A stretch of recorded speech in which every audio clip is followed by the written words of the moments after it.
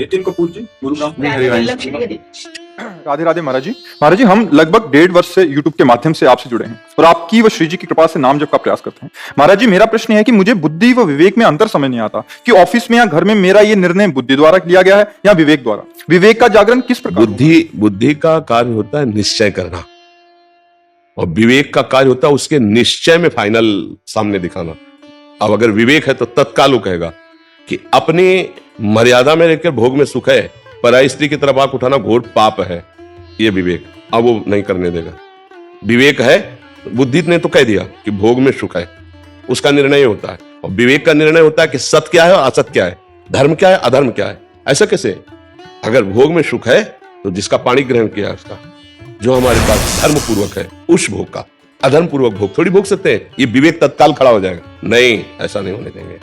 जो सत्य और असत्य का निर्णय करे, जो धर्म और अधर्म का निर्णय करे, उसे विवेक कहते हैं। और जो केवल निर्णय करे उसे बुद्धि कहते हैं, बिना सत्य असत्य का विचार किए। ये निर्णय तो कर रही है बुद्धि, और जो उस पर हावी होकर के निर्णय कराता है, बुद्धि के निर्णय पर जो हावी होता है उसे कहते हैं विवेक। विवेक बचा लेता है। बोले बड़े विवेकवान हो, ऐसा बुरा फंसाती बुद्धि तुम्हें कि विवेक ने बचा लिया, नहीं बुरा फंस जाते। तो बुद्धि फंसाती है और विवेक बचाता है। समझ रहे ना? जो सत्य असत्य का निर्णय करे उसे विवेक कहते हैं, और जो बिना सत्य असत्य का निर्णय किए फाइनल में यही जज है बुद्धि। इसी से सारा काम होता है। मन इसी की सलाह से ही चलेगा, अलग नहीं चल सकता। मन बुद्धि को अपने पक्ष में कर लिया है, और मन को इंद्रियों ने पक्ष में कर लिया है, और इंद्रियां भोगों में रत है। तो जो इंद्री बोली कि ये भोग भोगना है, तत्काल मन ने दस्तखत करवाए बुद्धि से, हाँ भोगो। लेकिन विवेक है तो दस्तखत नहीं होने देगा। नहीं, सत्संग में सुना है ऐसा नहीं होना चाहिए, मर जाए चाहे जाऊं मैं ऐसा नहीं करूंगा। ये आ गया विवेक। बुद्धि ने तो हाँ कर दिया था, मन ने बुद्धि से दस्तखत करा लिए थे, लेकिन विवेक ने बचा दिया। होए विवेक मोह भ्रम भागा, तब सब विषय विलास विरागा। विवेक और बुद्धि का अंतर समझ पा रहे हैं?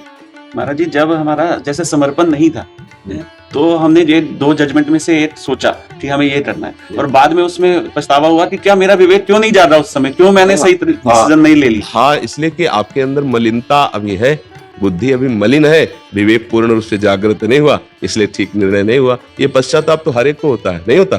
तो बुद्धि तो काम कर रही थी, विवेक नहीं था। पर विवेक तो साधु संग से होता है, वो बाजार में मिलता नहीं, वो स्वयं पैदा नहीं होता है। जागृत कैसे करना है? संत संग से। जो साधन गुरुजी देते हैं उसी से विवेक जागृत होता है। ये विवेक बाजार में नहीं मिलता, नहीं खरीद लिया जाता। बुद्धिमान बहुत है सब, विवेक नहीं है। विवेक है साधु संग के। एक बच्चा एकांतिक में एक दिन सत्संग सुनता है, उसने कहा मेरे मित्र मुझे ऐसा ऐसा सिखाते हैं और ऐसा ऐसा, मैं चाहे जैसा मर जाऊं पर मैं ऐसा नहीं करूंगा गुरुजी, क्योंकि आपने ऐसा कहा। वो बात में छोटा बच्चा एक निष्ठा खड़ा होकर के अपने आप दिखा रहा था। ये क्या है? उसके अंदर विवेक जागृत हो गया। ये बच्चे गलत सिखा रहे हैं, क्योंकि गुरुजी कह रहे हैं ब्रह्मचर्य से रहना, ये गलत सिखा रहे, मुझे नहीं करना, ये गलत काम।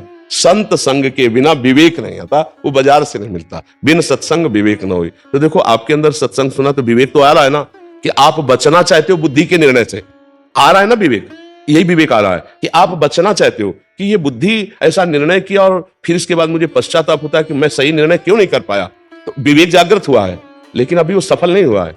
जागृत हो चुका है जो इस बात की जांच करना शुरू कर दिया है, लेकिन जब सफल हो जाएगा तो सफल ड्राइवर वही कि घटना के पहले ब्रेक मार दे, घटना के बाद सोचे कि ब्रेक मार देता तो ये बच जाता, वो बात नहीं होती। विवेक होता है घटना होने के पहले बचा लेना, और बुद्धि क्या होती है? घटना के बाद पश्चाताप करती कि यार ऐसा कर लेते तो बच जाते, ऐसा ना करते तो बच जाते। कई तरह का उसमें ज्ञान वो उस समय देती है, लेकिन उस समय ज्ञान देने की जरूरत थी जब घटना होने जा रही। वो विवेक होता है, वो सत्संग से आता है। शास्त्र स्वाध्याय नाम जब जितना करोगे शुद्ध विवेक होता चला जाएगा। आप समझ रहे हैं?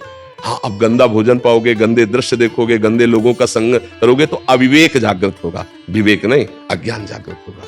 समझ पा रहे हैं? महाराज जी, जो हमसे रह गया, पीछे गलत हो गया, बोलो, तो वो भूलो, हमारा प्रारब्ध, भूलो, उसको भूलो। वर्तमान को भूत के चिंतन में नष्ट करना मूर्खता है। भाई अच्छा हुआ या बुरा हो तो हो गया, समय तो गया ना। अब मैं इस वर्तमान के सेकंड को उसमें क्यों नष्ट कर रहा हूं? ये मूर्खता है। इस समय मैं बोलूं राधा राधा, वो भी ठीक हो जाएगा और आगे भी भविष्य भी ठीक हो जाएगा। वर्तमान को संभालने वाला विवेकी होता है। जो भूत और भविष्य की चिंता में वर्तमान के समय को नष्ट करता है उसे अविवेकी और मूर्ख कहते हैं। पीछे हमसे गलती हो गई, अब हम बैठे बैठे ये समय क्यों उसमें नष्ट कर रहे हैं? ये इतना कीमती समय पीछे जो गलत हो गया उसके चिंतन में नष्ट कर रहे हैं, ये हमारी मूर्खता है। हम इस समय उसको सुधारने के लिए राधा राधा राधा, और वो गलती अब कभी नहीं करेंगे। समझ गया? अहम तो हम सर्व पापेभ्यो मोक्षयिष्यामि मा शुचः। हमारी गलती। अब जैसे ये कि पीछे मुझे से गलती हुई, वो अज्ञान के कारण हुई कि प्रारब्ध के कारण हुई, तो इसका निर्णय इस तरह देखा जाता है कि प्रारब्ध से भोग सामग्री आएगी, लेकिन भोगना है कि नहीं ये हमारा विवेक काम करेगा। प्रारब्ध से संयोग आ गया, लेकिन भोगना है कि नहीं ये हमारा विवेक काम करेगा। प्रारब्ध से आ गई है लेकिन अधर्म पूर्वक है, मैं उसे नहीं भोगूंगा, खत्म प्रारब्ध। प्रारब्ध बलात् तुमसे नहीं करवा लेगा, वो निर्णय तुम्हारा होगा। प्रारब्ध से संयोग आना होता है, प्रारब्ध से हमारे चोट लग गई, अब उसका दुख है, लेकिन उसके दुख में डूबे या अपने को बचा लें, हमारा विवेक है नहीं कि प्रारब्ध भोग था, अब चोट लगनी थी तो लगी गई, भगवान का जैसा विधान था, अब हम उसका निवारण करने की सोचे, औषधि लगवाएं, डॉक्टर से मिले, उसकी चिंता नहीं करनी। राधा राधा राधा, कोई घटना थी, निपट गई। प्रारब्ध का संयोग होगा, लेकिन उसको हम भोगे ना भोगे इसके लिए स्वतंत्र है। प्रारब्ध ये नहीं कि बलात् आपसे बोले हमारा पाप कर्म हो रहा है, बोले हमारा प्रारब्ध इसलिए हम भोग रहे, ऐसा नहीं है। प्रारब्ध से भोग का संयोग बनेगा, लेकिन भोगना ना भोगना है तुम्हारी बुद्धि विवेक के अंतर्गत की बात है, समझ रहे। प्रारब्ध ऐसा कोई बहुत बड़ा देवता नहीं है, प्रारब्ध हमारे पूर्व कर्म का संयोग है।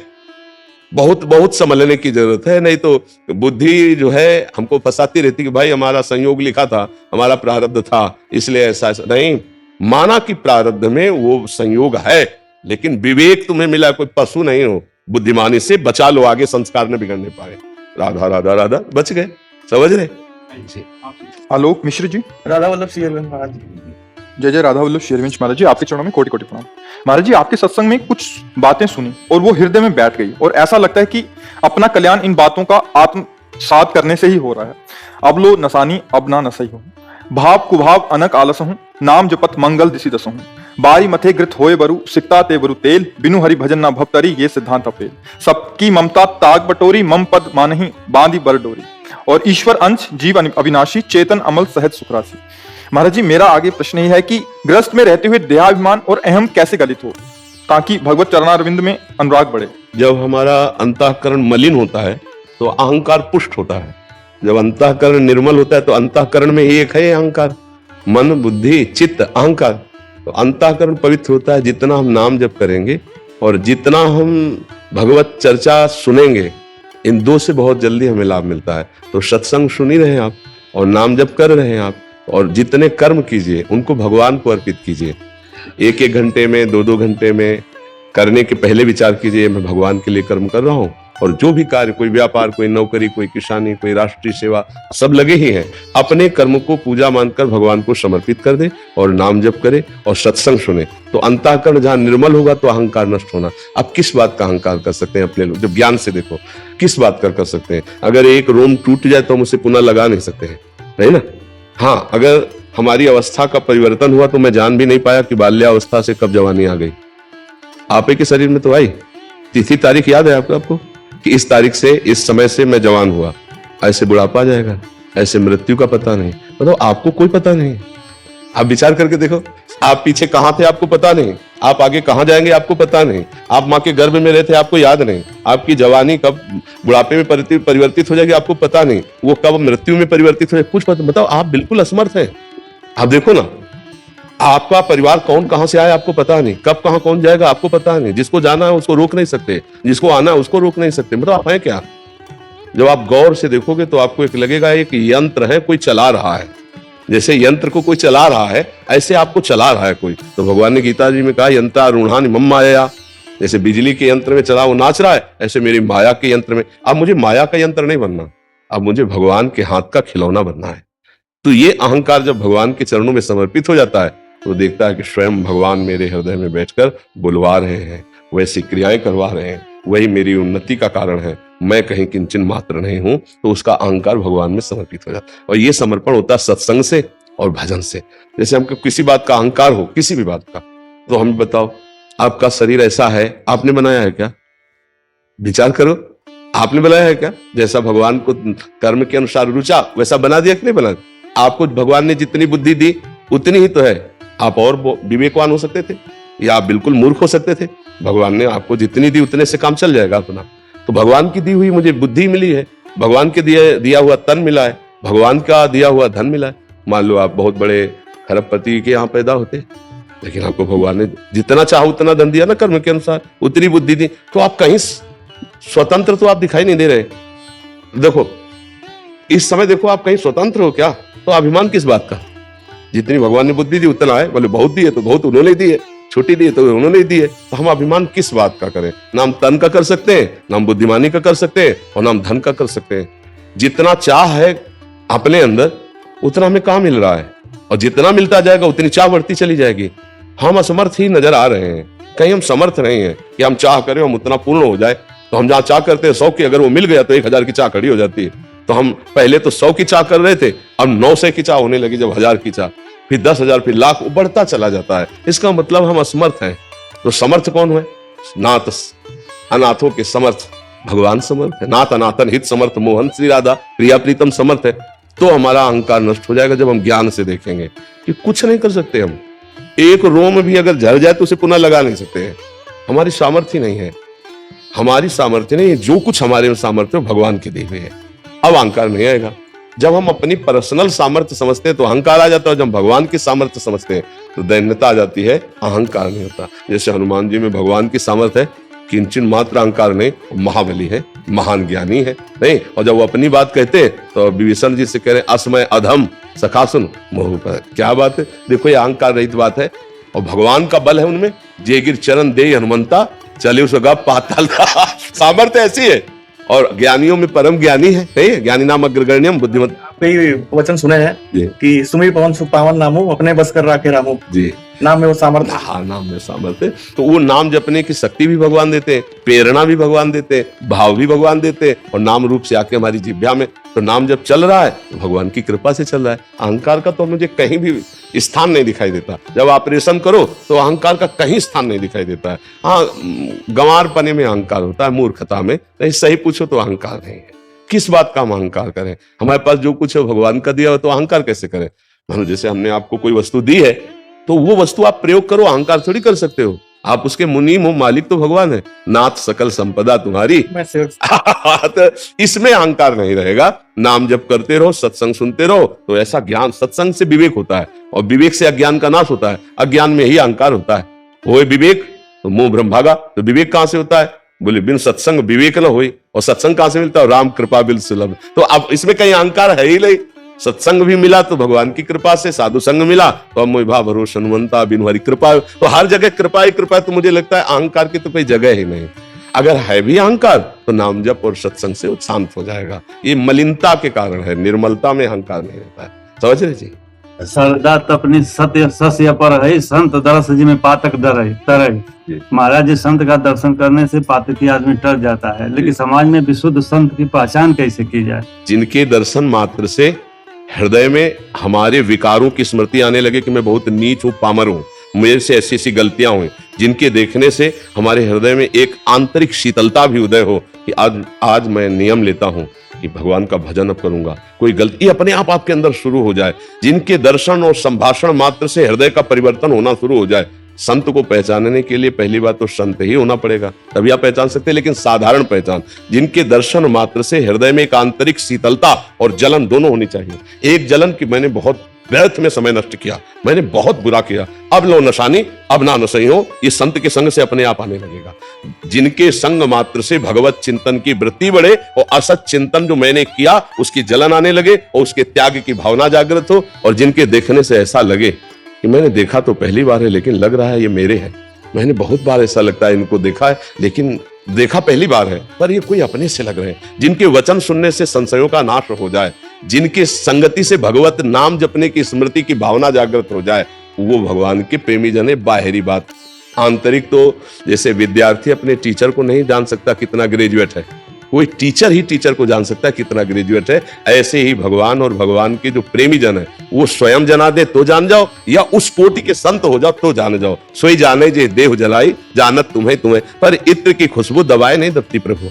ऐसे संत का प्रभाव दबाए नहीं दबता। अगर थोड़ी भी बुद्धि शुद्ध है तो सामने बैठने पर पता चल जाएगा सिंह और भेड़िए का अंतर अपने आप समझ में आता है। समझ में आता है ना?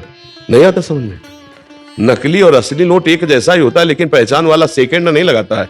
सेकंड में पता चल जाता है नकली है कि असली है। इतना तो भगवान तुम्हें ज्ञान दिए ही है।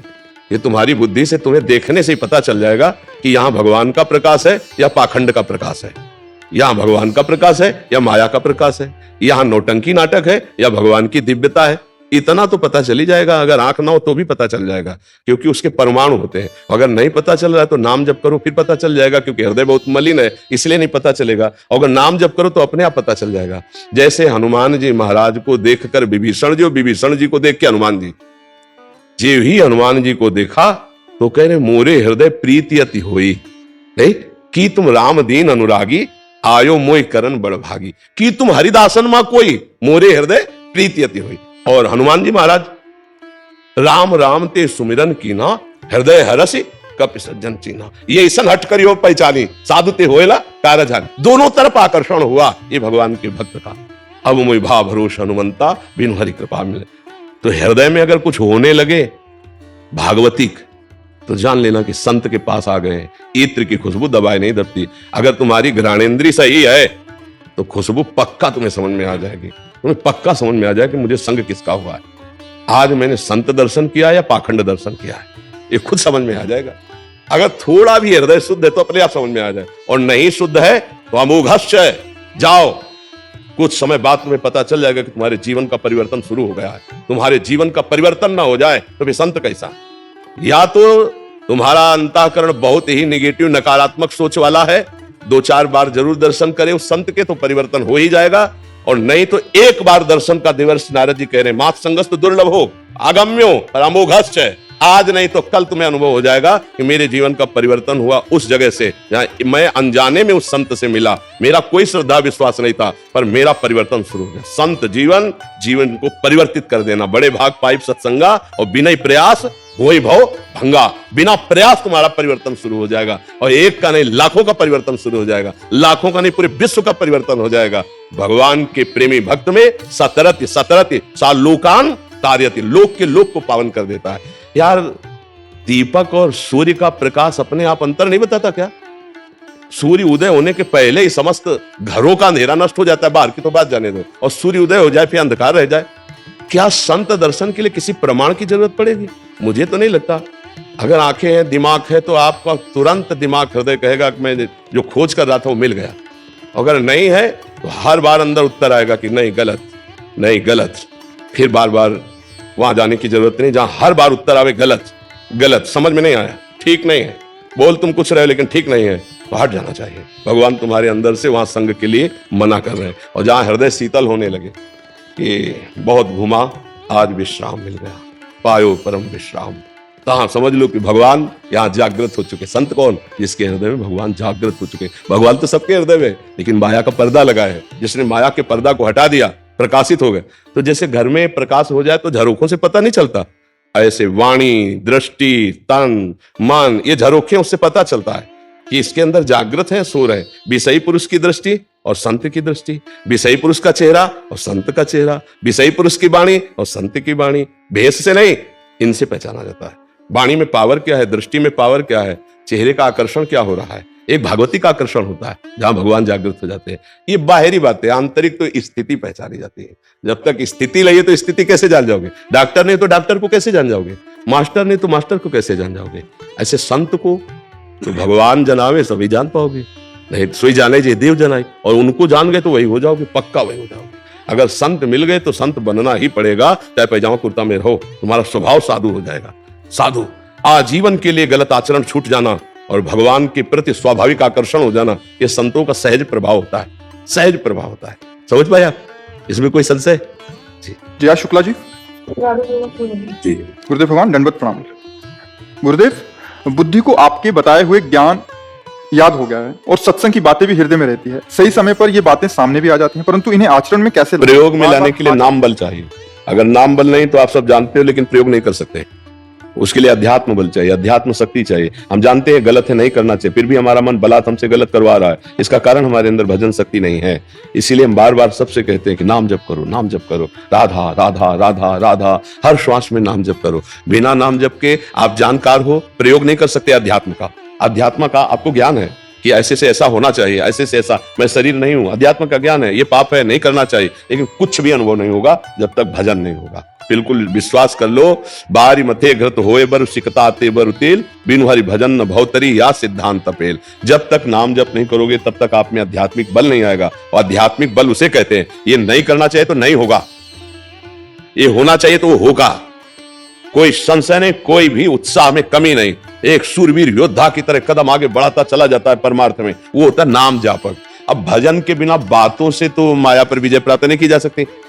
माया यही है, हमें भ्रमात्मक भोगों में फंसाती है, और भक्ति ज्ञान और जो भगवान नाम जप ये हमको उससे हटाता है।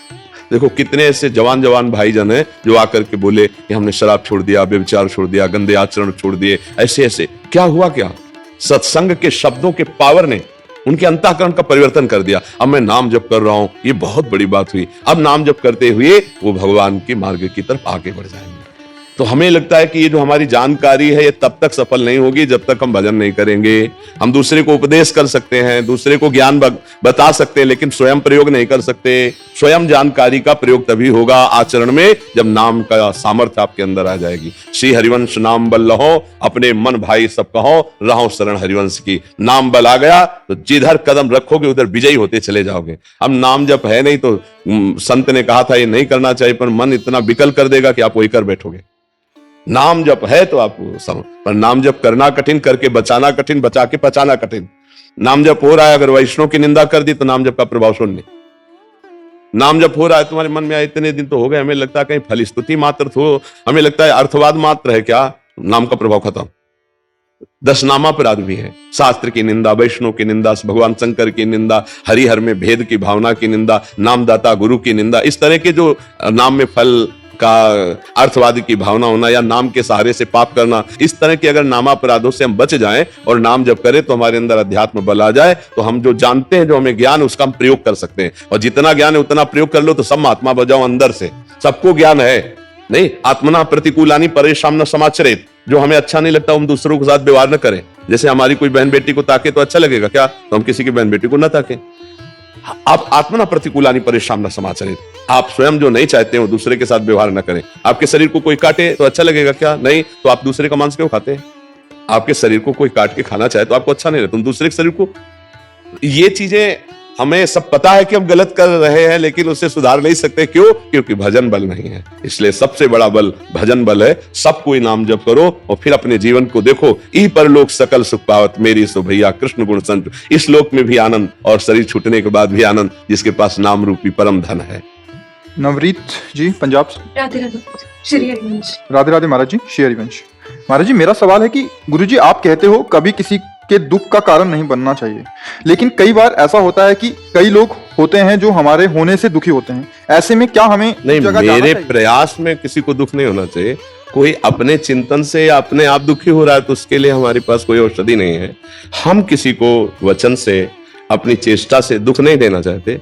अब कोई अपने आप ईर्ष्या करके जले, कोई अपने आप अपनी दुख भावना करे, तो उसके लिए तो उसको सुधरना होगा ना। हमारी कोई चेष्टा नहीं होनी चाहिए। हम भगवत मार्ग के पथिक हैं। अगर हमको कोई गाली भी देता है तो हम यही चाहेंगे कि भगवान उसकी बुद्धि शुद्ध हो, वो स्वस्थ रहे, वो कभी दुख ना पावे।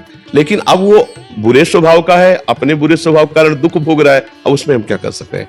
तो हमारा उद्देश्य समझ रहे हैं आप? कहने हम अपने चेष्टा से किसी को दुखी, अब वो अपने स्वभाव से सोचकर दुखी हो रहा है, तो अब ये उसका कर्म है, उसका भोग है, उसमें हमारे द्वारा तो कुछ नहीं हुआ ना। बस ये बात समझ। इससे गुरुजी कोई पाप तो नहीं लगे? नहीं, क्यों? ऐसा क्यों? संसार है, वो अपनी सोच है, उसकी सोच है, उसको सोच दुख दे रहे। देखो सही बात मानो, कोई किसी को सुख दुख नहीं देता है।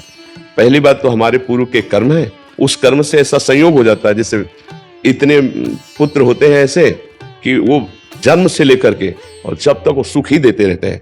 कोई ऐसे होते हैं जन्म से लेकर के और पूरे जीवन भर दुख ही देते रहते हैं, क्योंकि वो आए हैं अपने कर्म का हिसाब लेने, अपने कर्म का हिसाब देने।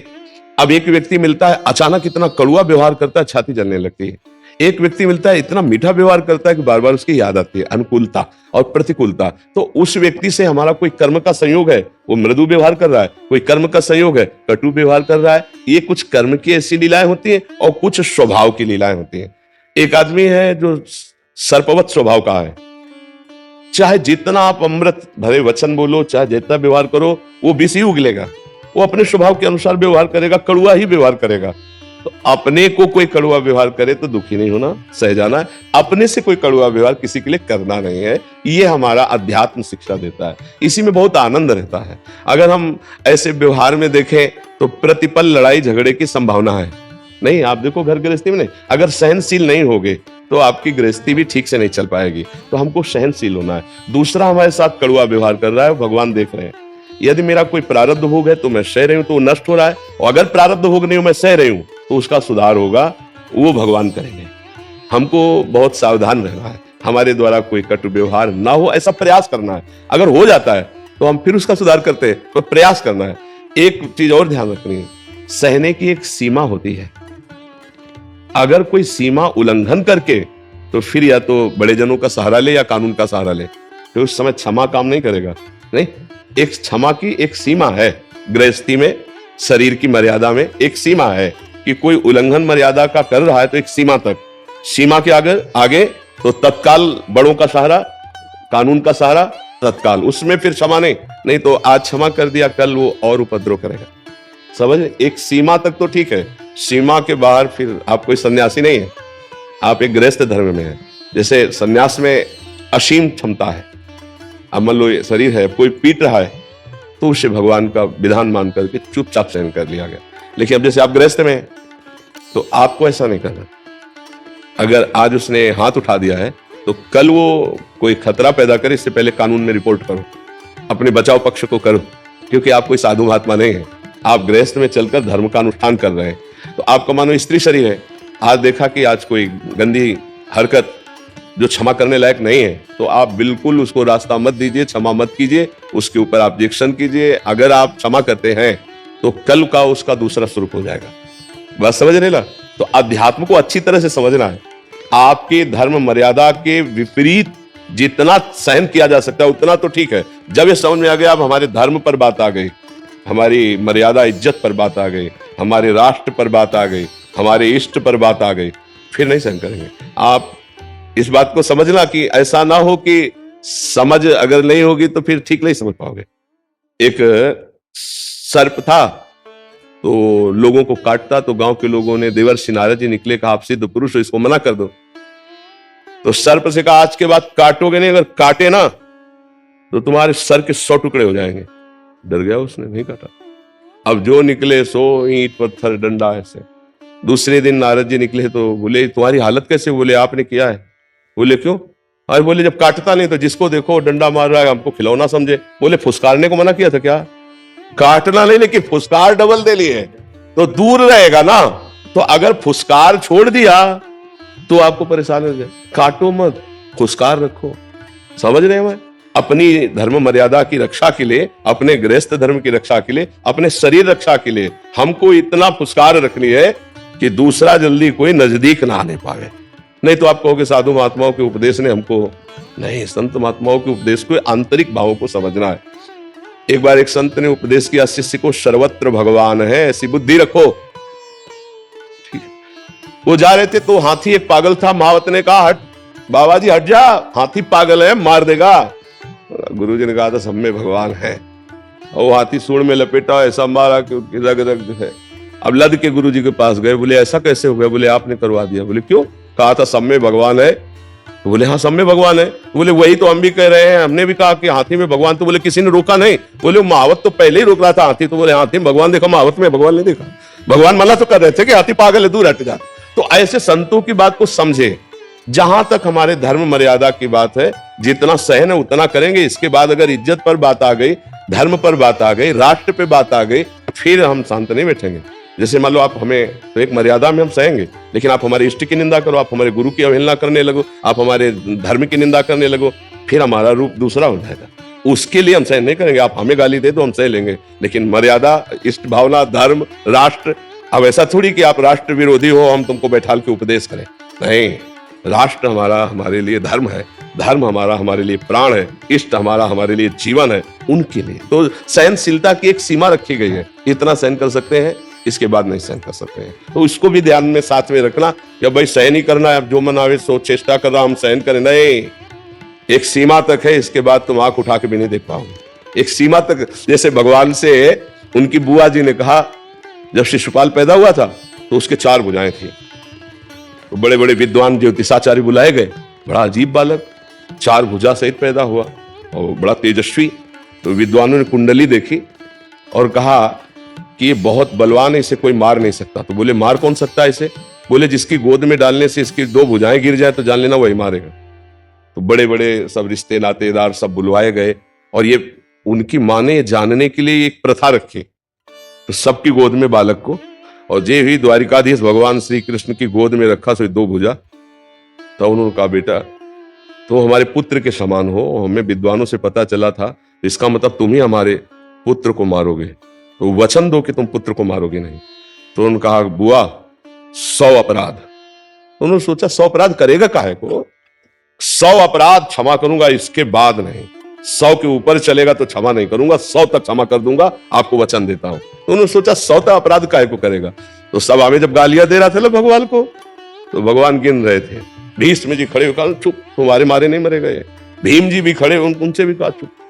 और इसके बाद का सावधान शिशुपाल, अब तुम 100 पर पहुंचने वाले हो। तो उसको क्या पता था, वो तो सुदर्शन चक्र के द्वारा। तो ऐसे भगवान ने भी 100 की मर्यादा रखी थी, ऐसे एक मर्यादा रखने की, बस सावधान, इतने तक तो ठीक, इसके आगे ठीक नहीं है। समझ पा रहे जी। एक कुर्सी ले आओ महाराज जी। अरे नहीं नहीं नहीं, आसन डालो। डाले बद्रीनाथ से। अरे महाराज जी आप बैठ जाओ आसन में, कुर्सी में तो मुझे सुख मिलेगा। महाराज जी आप यहाँ भी बैठने की योग्यता आपने दी प्रभु, मैं तो किसी योग्य ही नहीं। महाराज जी यही तो योग्यता है, यही योग्यता है महाराज। अब दया करिए कि बहुत भटक चुका अभी तक, आनंद नहीं है आपकी प्रेरणा से, बस नित्य लगा हुआ हूँ। आप तो भगवत स्वरूप है महाराज जी। हाँ, भगवत स्वरूप। कृपा करिए प्रभु, कुछ कृपा करिए महाराज जी हमें उत्तरावस्था है जी, इसमें बस आप के चरणों का आनंद सदा बना रहे, ऐसा आशीर्वाद दीजिए। इसी लालसा से आए हूँ प्रभु आपके चरणों। आप तो महाराज जी संत हैं, बस इतनी जरूर प्रार्थना है कि आत्मसमर्पण ही समस्त साधनों का फल है। आत्मसमर्पण, वो इष्ट में हो या गुरुदेव में हो, गुरु और इष्ट एक ही है। जब गुरुदेव में आत्मसमर्पण हो जाता है, अहम समर्पित हो जाता है, तो फिर हमारा दिव्य स्वरूप प्रकाशित हो जाता है। इसी इससे गुरुत्व से ही तो विचलित हूं मैं। यानी इतना शुरू से ये रहा कि कहीं भी, जैसे आपके सत्संग में सुनता हूँ कि यहाँ से समर्पण होता है, वो कहीं हुआ ही नहीं। हाँ कोई प्राप्ति ही नहीं हुई। हाँ, ये समस्या तो बहुत मतलब विचित्र समस्या है कि साधक फिर अशांत हो जाता है। बहुत अशांत हूँ प्रभु, और 87 साल की उम्र हो रही है, आपकी मर्जी से जी रहा हूँ, माँ राधा रानी की कृपा से। पर बस इस अशांति ने मुझे बहुत खा गया। मैं नहीं चाहता, केवल जाप नाम जब तो केवल आपकी प्रेरणा से शुरू से हुआ है। सालों से आपकी कैसेट जब से सुनता हूँ, सत्संग रोज सवेरे शाम, बहुत आनंद मिलता है प्रभु, बहुत शांति मिलती है। उसी प्रेरणा से मैं जाप में भी लगा हुआ हूँ। तो अब आप चिंता फिर मत कीजिए, जो हमारा स्वरूप है उसको किसी साधना की जरूरत नहीं है। बात समझ रहा हूं। हम अपने स्वरूप को भूल करके जो अंतःकरण धर्म में स्थित हो गए हैं, मन बुद्धि चित्त अहम, इतना ममत्व हो गया है कि जो बुद्धि निर्णय करती है वो मैं अपना निर्णय मानता हूं, जो मन चाह करता हूं मैं अपनी चाह मानता हूं, जो चित्त चिंतन करता है वो मैं स्वीकार करता हूं कि मैं चिंतन करता हूं। इतना अहम धर्म स्थित हो गया है। ये अहम धर्म समर्पित हो जाए अगर ज्ञान में, तो स्वरूप बोध हो जाए, और भक्ति में तो भगवान का साक्षात्कार हो जाए।